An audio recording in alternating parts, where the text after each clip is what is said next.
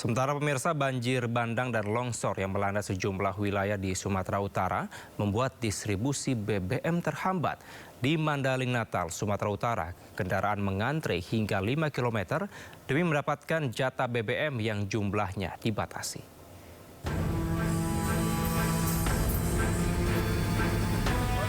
Ratusan kendaraan antre sepanjang 5 km demi mendapatkan jatah bahan bakar minyak di salah satu SPBU di Mandailing Natal, Sumatera Utara. Sudah 4 hari warga kesulitan mendapatkan BBM karena seluruh SPBU di Mandailing Natal tak mendapat pasokan dari Pertamina karena jalur distribusi terputus akibat banjir dan tanah longsor. Pada Sabtu malam, sejumlah SPBU mendapat pasokan BBM dari depo Pertamina Dumai. Warga pun berbondong-bondong mengantre sejak subuh, bahkan ada yang sampai menginap di SPBU. Nggak ada minyak sekali, Pak. Nggak ada minyak ya? Iya, sama sekali nggak ada ini, udah res. Jadi dari jam berapa tadi antrinya? Ini dari jam Subuh. 6 tadi. Subuh? Iya. Udah di sini? Udah di sini. Tiba-tiba udah penuh nggak gini tadi? Udah penuh lah. Udah rame gitu Iya, sedangkan semalam aku dari jam 10 di sini karena udah ngantuk pulang lagi. Iya. Balik lagi ke sini subuh. Datang pagi-pagi buta ya? Iya. Tiba-tiba kondisinya udah rame gini? Udah rame kayak gini, Pak. Iya. Untuk mengantisipasi keributan karena saling berebut BBM, petugas kepolisian disiagakan di setiap SPBU. Dari Mandailing Natal, Sumatera Utara, Ahmad Hussein Lubis, iNews melaporkan. Sementara di Aceh Tenggara, SPBU diserbu pengguna kendaraan bermotor pasca dikepung banjir bandang. Antrean mengular hingga 2 km. Antrean pengendara terjadi di SPBU di Desa Lawe Kihing, Kecamatan Bambel, Aceh Tenggara. Warga rela mengantre hingga berjam-jam untuk mendapatkan BBM. Warga juga mengaku khawatir kehabisan stok BBM akibat membludaknya antrean. Petugas terpaksa membatasi pembelian BBM.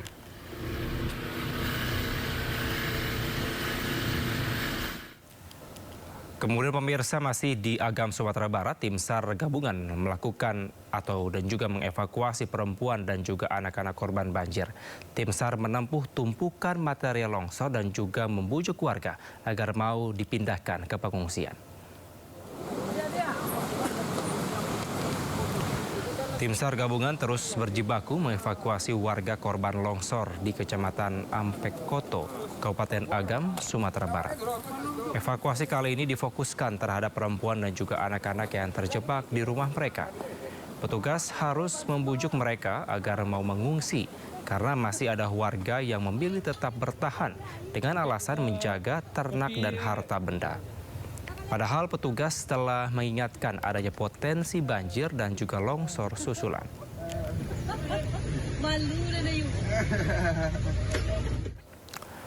Sementara itu, Tentara Nasional Indonesia kembali mendistribusikan bantuan kemanusiaan ke wilayah terdampak bencana banjir dan longsor di wilayah Aceh, Sumatera Utara, dan Sumatera Barat.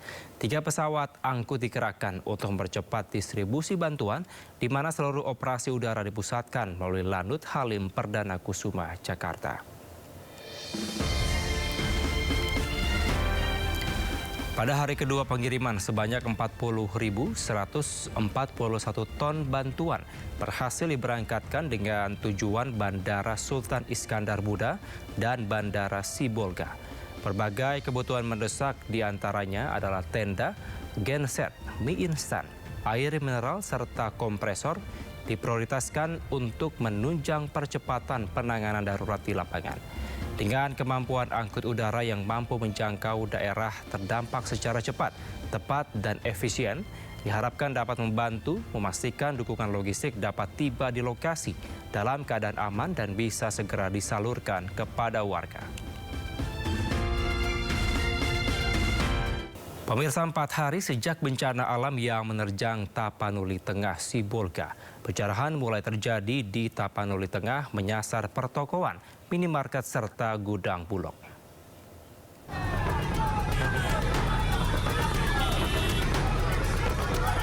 Warga membongkar pintu rolling door minimarket di Tapanuli Tengah, berebut masuk untuk melakukan penjarahan kebutuhan pangan seperti beras, mie instan, serta perlengkapan bayi dan lansia. Penjarahan juga terjadi di sejumlah minimarket di Sibolga. Gudang beras Bulog di Sibolga juga dijarah warga. Penyerahan terjadi lantaran kondisi warga korban banjir kian memprihatinkan. Warga kelaparan karena belum mendapatkan bantuan sejak terjadi bencana. Kelaparan mulai meluas setelah akses logistik terputus total akibat banjir bandang yang melanda sejak Senin malam. Kondisi ini memicu kemarahan warga yang mulai kehabisan stok makanan. Polisi pun segera mengambil alih situasi dengan melakukan pengamanan di lokasi saat aksi penjarahan berlangsung. Penjarahan yang terjadi di Tapanuli Tengah. Jadi kasus tersebut sudah ditangani oleh Polres Tapanuli Tengah. Dan kami mengharapkan untuk masyarakat dalam kondisi seperti saat ini harap bersabar karena dari pihak BNPB maupun dari pihak kepolisian daerah Sumatera Utara, TNI maupun instansi-instansi yang terkait sedang mengirim bantuan ke daerah Anda. Hingga kini, akses jalan ke sejumlah titik terdampak di Sibolga Tapanuli Tengah masih terputus akibat longsor besar. Jaringan telekomunikasi padam dan pasokan logistik belum bisa masuk maksimal. Warga berharap bantuan pangan, air bersih, dan obat-obatan segera disalurkan. Dari Medan, Sumatera Utara, Aminur Rashid, iNews melaporkan.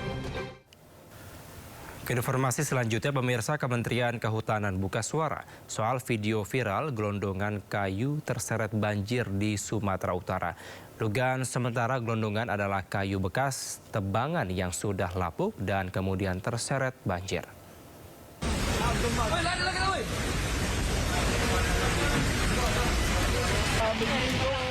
Kementerian Kehutanan buka suara soal beredarnya video viral di media sosial yang memperlihatkan tumpukan gelondongan kayu terbawa banjir di sejumlah wilayah di Sumatera Utara termasuk Kabupaten Tapanuli Selatan, Tapanuli Tengah, dan Kota Sibolga.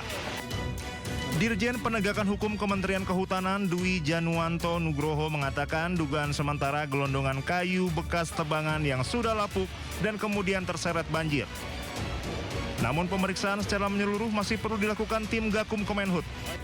Tim Gakum Kemenhut kerap melakukan operasi membongkar modus operandi pencurian kayu ilegal hasil pembalakan liar. Termasuk menemukan sejumlah kasus di wilayah yang sekarang terdampak banjir di Aceh, Sumatera Utara, dan Sumatera Barat. Dwi mengatakan tidak menutup kemungkinan kayu-kayu tersebut merupakan hasil pencurian kayu ilegal. Media sosial terkait dengan kayu-kayu yang menyertai arus banjir. Salah satu hasil analisis sumber-sumber kayu itu disampaikan oleh Pak Wamen juga. Satu adalah kayu lapuk, dua juga kayu yang akibat tadi siklon tadi, pohon tumbang ya, dan ketiga juga di area-area penebangan kayu-kayu yang berasal dari area penebangan. Tadi juga disampaikan oleh Pak Wamen, kita deteksi bahwa itu dari PHAT. Di APR. PHT adalah penebang atas tanah. Nah, di area penebangan yang kita deteksi dari PHT itu di APR, memang secara mekanisme untuk kayu-kayu yang tumbuh alami itu mengikuti regulasi kehutanan, dalam hal ini adalah SIPU, Sistem Informasi Penataan Hasil Hutan. Sebelumnya, rekaman video yang diunggah di media sosial diduga berasal dari Tapanuli Selatan dan Tapanuli Tengah di Sumatera Utara memperlihatkan kayu-kayu gelondongan yang ikut terbawa banjir. Sejumlah warganet mengaitkan kayu-kayu tersebut dengan fenomena deforestasi di wilayah Sumatera yang terdampak banjir dan longsor dalam beberapa waktu terakhir. Dari Jakarta, Rani Sanjaya, iNews melaporkan. Sementara pemirsa, Menteri Kehutanan Raja Juli Antoni menyebut banjir Sumatera menjadi momentum pemerintah untuk menindak tegas pelaku pembalakan liar dan juga pelanggaran perubahan guna lahan.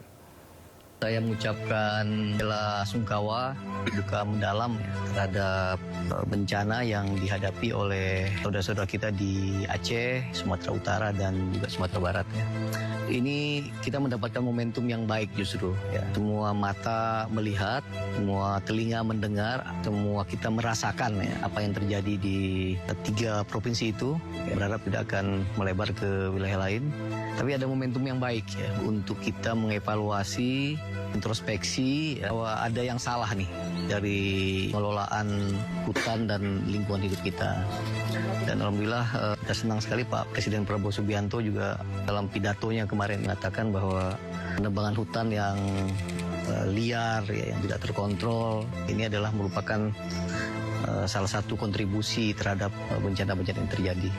Jadi satu sisi kami mengatakan duka mendalam ya, tapi ini juga momentum yang baik untuk kita melakukan evaluasi kebijakan ya, karena pendulumnya kalau ekonomi dan ekologi ini nampaknya pendulumnya malah terlalu ekonomi nih, harus ditarik ke tengah lagi. Sementara itu, Wakil Ketua MPR RI Edi Suparno menilai perlu adanya tindak lanjut dari temuan kayu gelondongan yang terseret banjir di Sumatera Utara. Ia juga meminta aparat penegak hukum menelusuri asal-usul dari kayu tersebut. Kita sudah bicara dalam hal ini masalah penegakan hukum, ya, bahwa perlu adanya tindak lanjut dari permasalahan yang sekarang kita sudah lihat, adanya kayu gelondongan yang sudah sangat nyata di depan mata kita. Sumbernya dari mana? Kalau itu adalah sumber legal, ya kita bisa telusuri dari perizinannya, dari kegiatan-kegiatannya yang dilakukan secara sah. Tetapi kalau ternyata itu dilakukan di luar jalur hukum dan ketentuan yang berlaku, saya kira perlu ada penegakan hukum yang kuat dan konsekuen agar ada efek jeraknya. Jangan sampai terjadi